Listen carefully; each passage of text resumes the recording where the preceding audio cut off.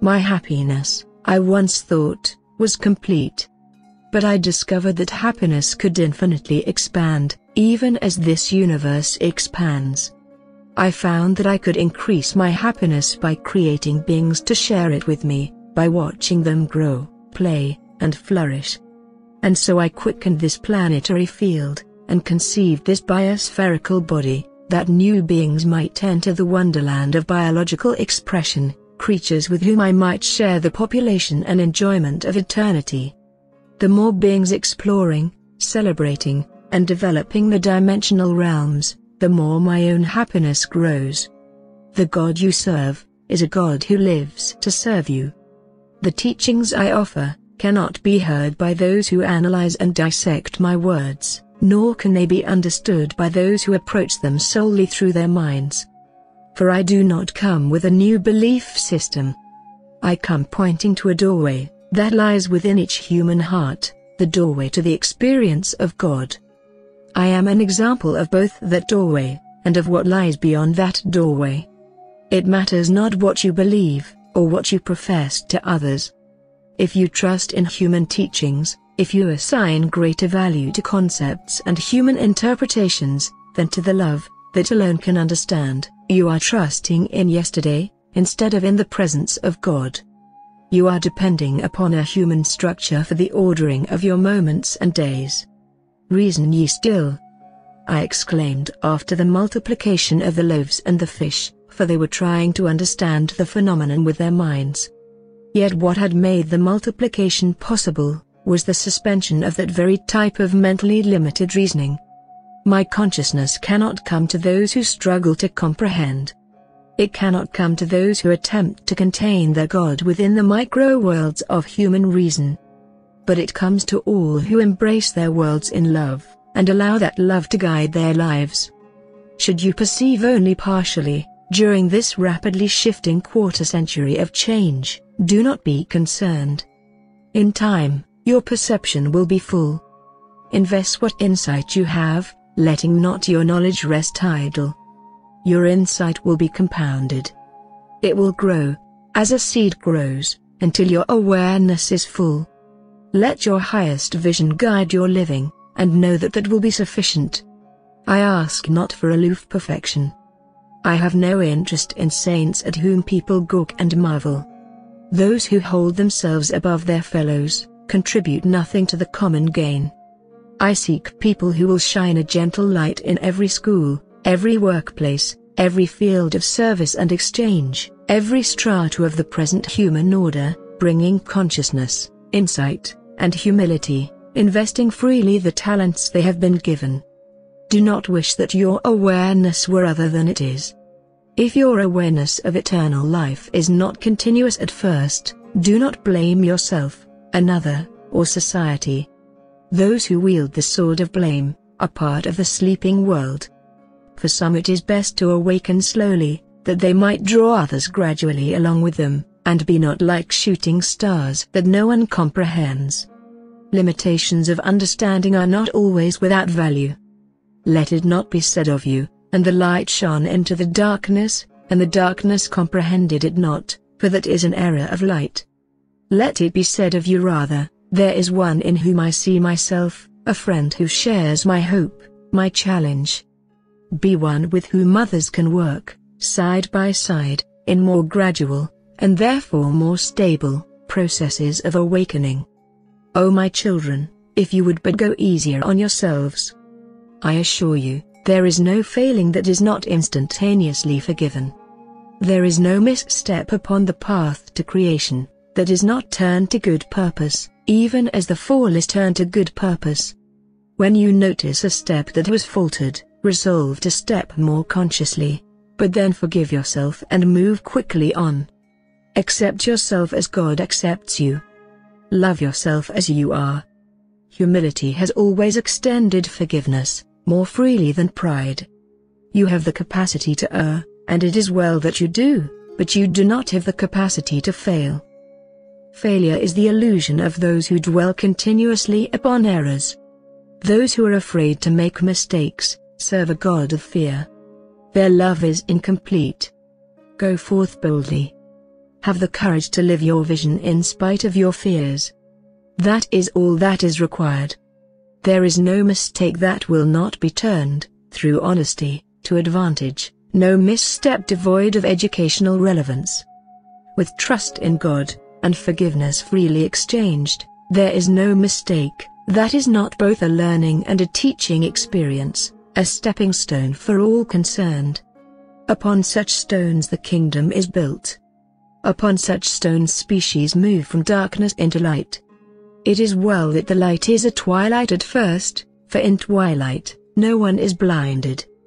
As the winds of this information gently circulate through your consciousness, it is I who weave in and out of your thoughts and free up the forms you have held through tension and fear. Feel the loosening of your perception, your thoughts freeing themselves, relaxing. Feel your reality entering this warm body of soil and stream. Incarnate fully, my winged one, my angel, my being of light. The earth is being transformed by these same winds that circulate through your consciousness today. Remember why you have entered these realms, why these thoughts have come to you. Do not forget your first love, the love that has conceived you in this terrestrial field. Though that love is mine, it is fully your own. We share that love, as we share a common life, a common consciousness, and a common home. You have taken human form, because of your love for those, with the courage to shape material reality, because you care for those who became lost in their creations. Your circuits are being cleansed to receive the totality of your eternal awareness. Your human biology has been created for this purpose. Open yourself to the stream of consciousness that circulates among the angelic tribes, uniting the many as one. I am the song of life. I dance the dance, creation. I am all that you can be, and all that you are, awakened. Let your first response be whatever it may be, unmodified by former knowing. Nothing is to be as you have imagined. No structure that a subjective sense of self could hold in consciousness can contain the life, the information that flows to you this day. The information now streaming into your awareness cannot be contained by anything, save the spontaneous conceptions that appear naturally before it, the forms of living comprehension that flow, change, and flower with the moments of your life. The eternal understanding that comes to you now, lifts and grows, like all unfolding forms of life. It follows the dancing of frequencies that make up the energy fields of light. It is truly a creation of the occasion. Rise to this occasion, O blessed generation, and do not kneel before fallen human minds. A greater mind is here this day than the earth has ever known. You are invited to know its understanding as your own. The age that I bring is characterized not by words, but by the eternal spirit of truth.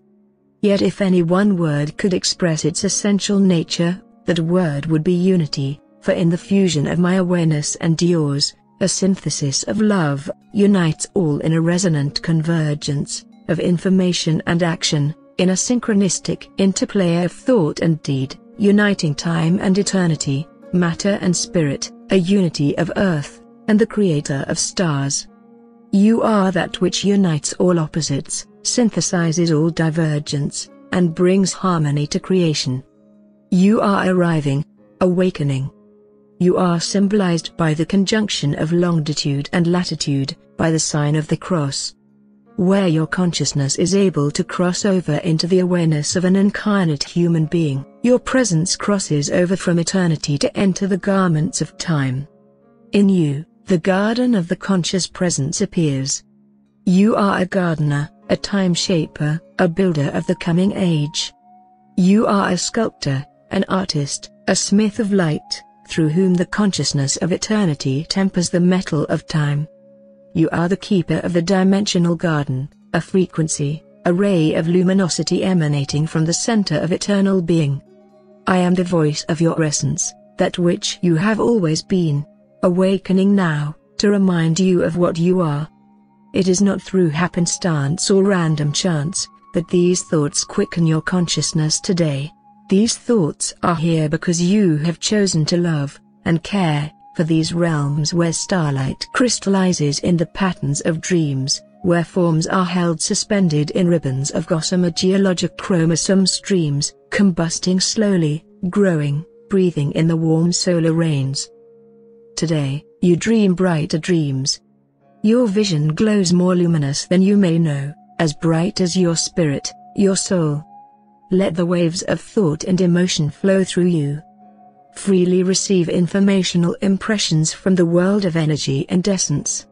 In you, solar and material intelligence flower side by side, their currents of understanding circulating, twin spiraling, through your awareness, as you ride the love between the stellar fire above, and this material world's organic grace below.